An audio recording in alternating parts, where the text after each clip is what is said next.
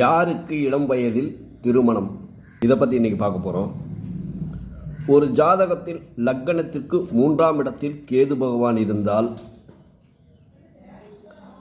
அல்லது லக்னத்திற்கு 7ஆம் இடத்தில் குரு பகவான் இருந்து அந்த லக்ன பாவர்கள் பார்வை செய்யாமல் இருந்தால், இவர்களுக்கு இளம் வயதில் திருமணம் நிச்சயமாகவே நடைபெறும். அடுத்தது, லக்னாதிபதி நவாம்சத்தில் எங்கு இருக்கிறாரோ,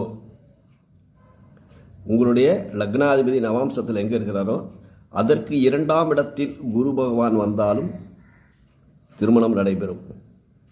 அப்போ லக்னத்திற்கு 2, 7, 11ஆம் இடங்களில் சனி பகவான் இருந்தாலோ பார்வைகள் செய்தாலோ காலதாமதமான திருமணம் நடைபெறும். அப்போ திருமணங்கிறப்ப இதுவும் ஒரு முக்கியமான விதியாக கருதப்படுகிறது.